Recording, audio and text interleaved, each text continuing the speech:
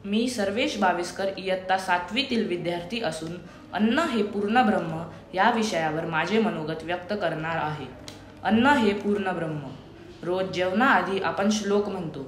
वदनी कवळ घेता नाम घ्या श्री हरीचे, सहज हवन होते नाम घेता फुकाचे, जीवन करी जीवित्वा अन्न हे पूर्ण ब्रह्म, उदर भरण नोहे जाणीचे यज्ञ कर्म. खरोखर मानवाची सर्वात मोठी संपत्ती म्हणजे त्याची तब्येत हीच असते, कारण तो शरीराच्या माध्यमातूनच जीवनातील सगळ्या गोष्टींचा आनंद लुटत असतो. म्हणून आपल्या तब्येतीची काळजी घेणे फार आवश्यक आहे. त्यासाठी वेळेवर झोपणे, सकाळी वेळेवर उठणे, व्यायाम करणे, योग साधना करणे तसेच साधे आणि सकस अन्न खाणे फार महत्त्वाचे आहे. अन्न हा आपल्या जीवनाचा खूप महत्त्वाचा भाग आहे. जेवण केले नाही तर काही काळाने माणसाचा मृत्यूही होऊ शकतो. अन्नामुळे आपल्याला ताकद मिळते. धावणे, खेळणे, चालणे, नाचणे या सर्व शारीरिक क्रियांसाठी ऊर्जा लागते. एवढेच नव्हे तर श्वास घेण्यासाठी, हृदयाची, मेंदूची आणि पचनसंस्थेची कार्ये चालण्यासाठी आपल्याला ऊर्जा लागते. ही सर्व ऊर्जा आपल्याला अन्नातून मिळते. अन्न जे आपल्याला शरीराला तंदुरुस्त ठेवतो ते आहे सगळ्या प्रकारच्या पालेभाज्या, फळे, लिंबू आणि बरेच काही. अन्न आपल्याला अ, ब, क, ड आणि ई हे सगळे जीवनसत्व देते. सर्व आजार टाळायचे असतील तर सर्व प्रकारच्या भाज्या आणि फळभाज्या आपल्या जेवणात हव्यात.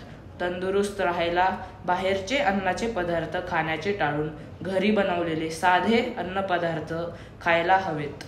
लोक उरलेले अन्न फेकून देतात. असे न करता ते गाई, म्हशी किंवा गरिबांना दिले पाहिजे.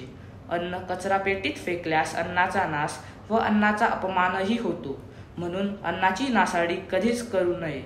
अन्न गरजेपुरतंच बनवले तर नक्कीच ते वाया जाणार नाही. या सगळ्या गोष्टींची काळजी आपण नक्कीच घ्यायला हवी. अन्न आहे म्हणून आपण आहोत हे सगळ्यांनी लक्षात ठेवायला हवे आणि अन्नाची नासाडी न करता अन्नाचा नेहमी मान राखला पाहिजे, कारण अन्न हे पूर्ण ब्रह्म आहे. धन्यवाद.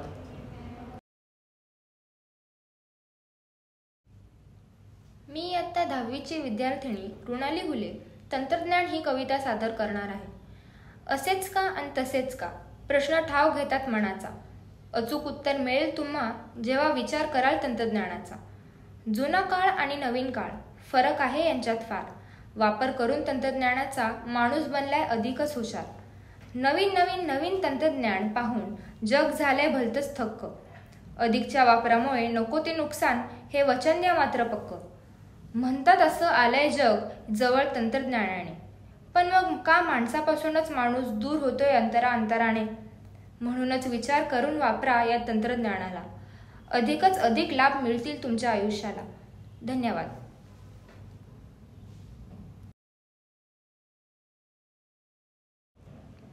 मी आर्या थोरात इयत्ता 10वीची विद्यार्थिनी आपली भारतीय संस्कृती या विषयावर बोलणार आहे. महान आध्यात्मिक गुरूंनी म्हटले आहे, संस्कार केले तरच संस्कृती टिकेल. संस्कृती या शब्दाचा अर्थ म्हणजे समावेशक कृती आणि जिथे संस्कृतीचा मान राखला जातो तो देश म्हणजे भारत.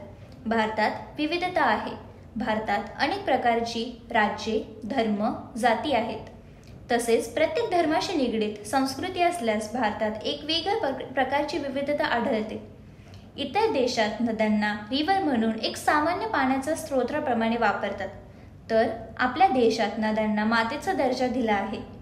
सूर्याला इतर देशात आगीचा गोळा मानला जातो, परंतु आपल्या संस्कृतीत सूर्यदेव म्हटले आहे. जो ग्रहांचा राजा आहे त्यास सकाळी अर्घ्य अर्पण करतात. हीच आपली संस्कृती. परंतु आजकालची नवी पिढी, त्या पिढीला कुठे संस्कृतीची काळजी. सर्वजण पाश्चिमात्य संस्कृतीचा स्वीकार करू लागले आहेत. पण भारतीय संस्कृती ही आपली महान संस्कृती आहे, कारण येथे विविधतेत एकता आपणच जपली पाहिजे. संपूर्ण जगात भारताला निराळे संस्कृतीच बनवते. परंतु म्हणतात ना, बदल हा कुणा एकापासून सुरू होतो. जरी एका माणसाने मनाशी भारतीय संस्कृती जपण्यासाठी गाठ बांधली तर आज नाही तर उद्या नक्कीच 4 लोक अजून येतील. लक्षात राहू द्या, ही संस्कृती आपल्यासाठी खास आहे.